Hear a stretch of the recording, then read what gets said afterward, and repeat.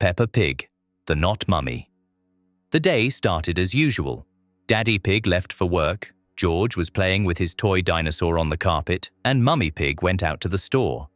Peppa stayed home, drawing at the kitchen table. Everything was quiet. An hour passed, then 2. George started to get bored. He called for Mummy. Peppa said she'd be back soon. When the door finally opened, George ran to the hallway with a smile. But Peppa didn't move. She felt cold, as if someone had entered not from the sunny yard, but from a damp basement.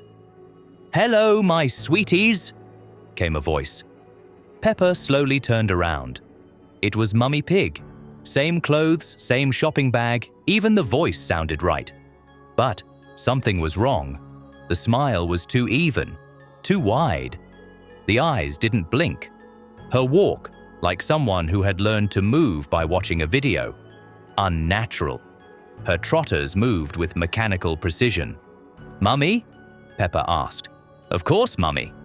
Mummy stepped closer. "I brought you some sweets." She placed the bag on the table, but Peppa didn't move. She stared at Mummy's face and didn't recognize anything familiar. It was like a puppet someone had filled with a voice. "What did you bring?" Peppa asked carefully. "Everything you like, all of it," said Mummy, with a perfectly measured tone. Too perfect. George reached for the bag, but Peppa pulled him back by the trotter. He looked confused, but she whispered, "That's not her." In the evening, Daddy Pig came home. He didn't notice anything strange. Mummy served dinner, talked about her day, laughed, but her laugh made no sound. Her mouth opened, but the laughter didn't leave her throat. Peppa kept watching. On the wall hung an old family photo. The real Mummy was smiling there, differently, warmly, but the one at the table was just showing teeth. That night, Peppa couldn't sleep. She heard footsteps in the hallway, very slow. Step, pause, step, creak. She cracked open the door. Mummy was standing in front of the mirror, staring, not moving. Only the corners of her mouth twitched slightly, as if the smile didn't want to hold. Then she said, to her reflection, "I'm still learning. I'll get better soon." Peppa quickly shut the door.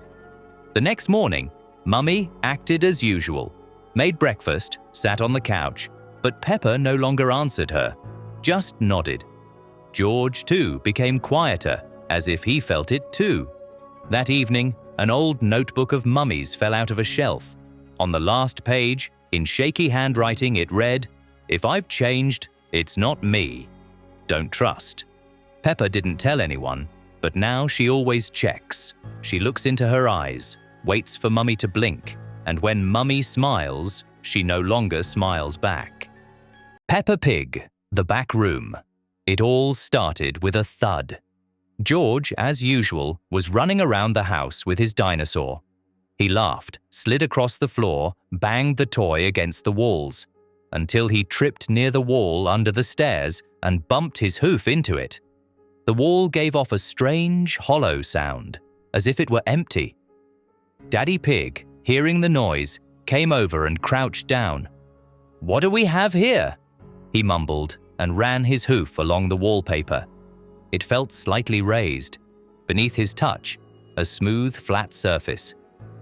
A few minutes later, he returned with a flashlight and a knife. He peeled off the wallpaper. Underneath, an old wooden door, narrow, without a handle, cracked and stained with dark paint.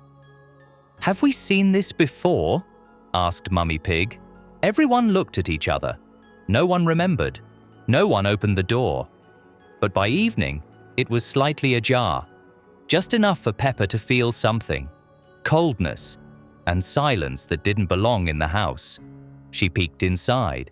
The room was tiny, narrow, windowless, too dark to make out anything clearly. But on the floor lay a doll, very old, missing one arm, and above it on the wall, a message scratched into the plaster, "Sit and wait." The next day, Peppa tried not to go near the door, but George, on the contrary, kept ending up nearby. He stood at the entrance, staring inside. Silently. He didn't play, didn't eat, only stared. Peppa tried talking to him, distracting him, but he didn't seem to hear. That night, Peppa woke up. The house was quiet. Too quiet. The nightlight flickered, and the door to that room stood wide open. The doll on the floor was gone. Peppa stepped forward. On the wall, a new message. "You forgot everything." A click came from behind. She turned around. The door had slammed shut. The room smelled of dust and damp. Shadows moved along the walls, though there was no light. Suddenly, in the corner, the doll appeared, standing, its neck bent, one eye, a mouth drawn in charcoal. "You promised," it whispered. "We played. You left." The room began to shrink, the ceiling to lower. Peppa rushed to the door, banging, screaming. No one came. Then, silence. The room returned to what it was, narrow, empty. The doll was gone. Daddy found her in the morning, sitting on the floor, not crying, just staring at the corner. "Are you all right, Peppa?" he asked. She didn't answer. On the wall, a new message. "Now you are here." The next morning, George walked up to the door. It was closed again, but a piece of paper stuck out from underneath. On it, a drawing. Peppa, sitting in the room, and in the corner, the doll, with a caption, "You'll come too, soon." Peppa Pig, the White Episode. It was a slow, grey day. Rain tapped gently at the windows. The glass fogged over. The house felt quieter than usual. No walks, no visitors, no noisy games. Mummy Pig sat by the window with a book. Daddy Pig stared at a newspaper, not turning the pages. George silently stacked blocks on the carpet, and Peppa decided to turn on the television. She pressed the button. She expected the usual, a cartoon, the jingle, colour. But the screen was white. Not grey, not static, just a solid glowing white rectangle. No logos, no menus, no sound, no image. Peppa raised the volume. Nothing. Changed the channel. Nothing. Turned it off, turned it on again. Still white. "Mummy, the TV's broken," she said. Mummy didn't turn around. "Maybe it's just bad signal," she replied distantly, still reading. But her voice sounded off, as if she wasn't quite aware of what she'd said. Peppa sat back down in front of the screen. The white light spilled across her face. Not bright, not dim, just constant, calm. And the longer she looked, the more alive it seemed. First, a vibration in the center, then a soft shimmer, then a silhouette. It started as a smudge, then clearer, a figure, standing deep inside the whiteness, no face, no color, almost human, but not quite. And then the screen spoke, a low, muffled voice, like from under a blanket. But the words were clear. "I see you watching." Peppa recoiled, turned off the TV. The light vanished, but her skin felt cold, as if someone had been standing right beside her. She turned. George was staring at her, silently. No smile. "Did you see it too?"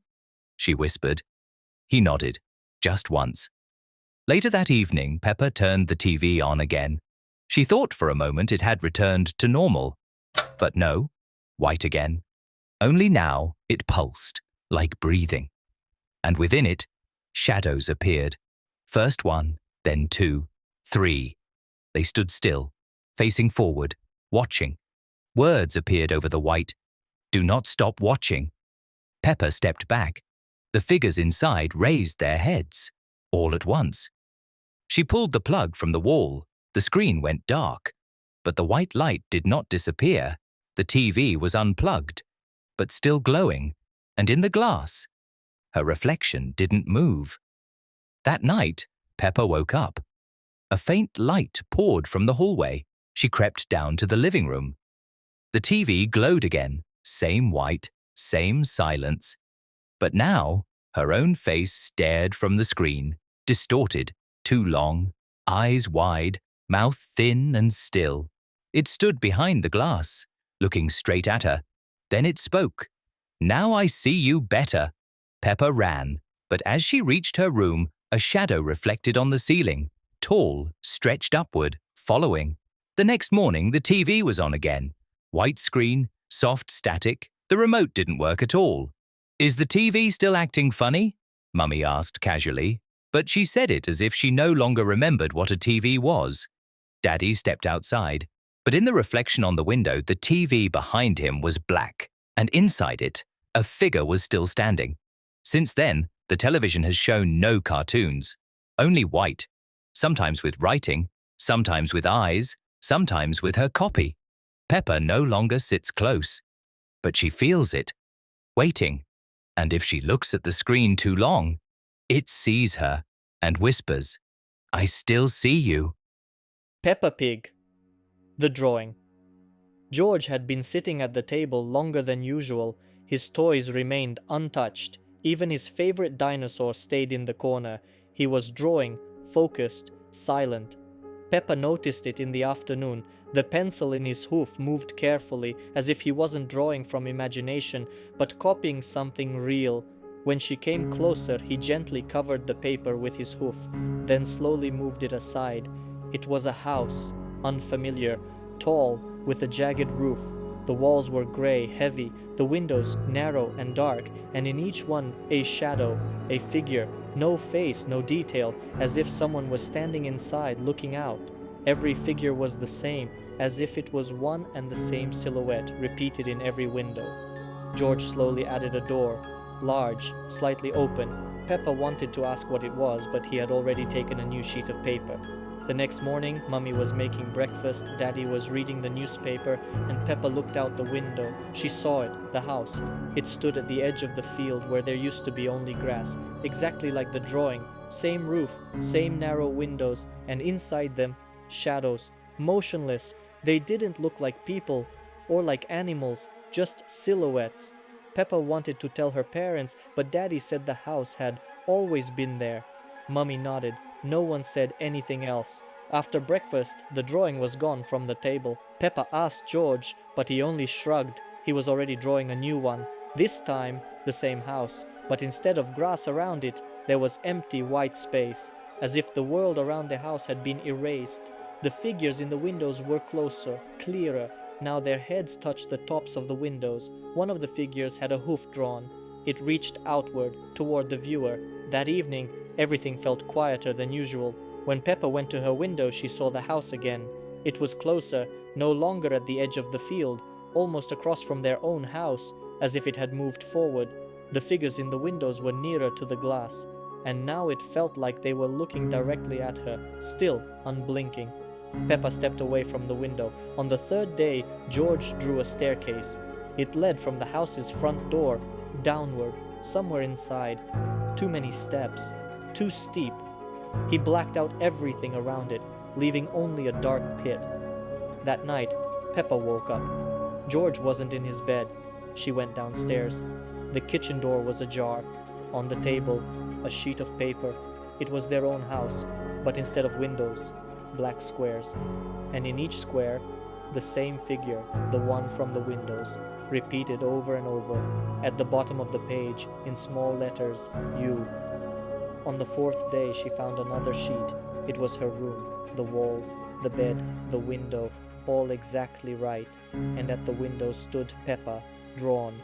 But the eyes were different. Black, no pupils. The mouth, a thin flat line. The figure stood pressed against the glass, hooves on the windowsill.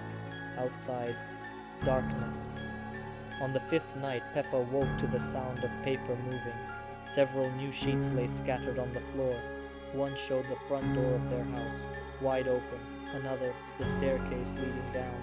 And beneath the last, largest drawing was a careful, almost printed signature, "You're already inside." Peppa Pig, the one who hides in the puddles. Peppa always loved jumping in muddy puddles. But one day, after a heavy storm, a strange puddle remained behind the house. It was darker than usual, deeper, and reflected a sky that wasn't there. Peppa jumped into it, and for a moment, She felt as if something grabbed her leg. "Mummy, there was someone in the puddle," she shouted. "It was just your imagination," Mummy Pig smiled. But her eyes flickered as if she already knew. The next day, George disappeared. His boots stood right by the puddle, and on the water, only a message written in mud. He jumped too. Peppa decided to jump in again to find him. But instead of water, a dark maw covered in eyes and teeth reached out to her. The last thing she heard was a voice from the depths. "You called me, Peppa." Now there are no more puddles near the house, but at night you can hear bubbling and a quiet voice. "Jump. Again." 3 days later, Daddy and Mummy Pig didn't mention George, as if they had forgotten he ever existed. Peppa tried to remind them, but each time her parents looked through her. "Who, dear?" "George, we only have you," said Mummy with a vacant smile. That night, the puddle appeared again, but this time it was right in her room, on the floor, gently rippling, as if breathing. Peppa got out of bed and approached. From the depths, a face appeared, her own, but with cloudy eyes and a crooked grin. "George is here, and now you must be too." A hand emerged from the puddle, made of water but cold as ice. It grabbed Peppa. Peppa awoke, in another house, similar to hers, but everything was grey and silent. In the windows, darkness. On the walls, photographs with crossed-out faces. And somewhere upstairs, rustling. She heard George's voice. "You came, now we can meet him." The door slowly opened on its own, and behind it, the one who hides in the puddles was waiting. Finale. Now I'm outside. Peppa ran down the dark corridor. Water splashed beneath her hooves. Behind, heavy breathing, the monster was following her. "Peppa, this way!" George shouted, peeking out from a mirror. She jumped. Suddenly, silence. Peppa awoke in her room. Everything was as before. George was playing, Mummy was making breakfast. But when Peppa approached the mirror, her reflection didn't mimic her movements. It smiled and whispered, "Now I'm outside."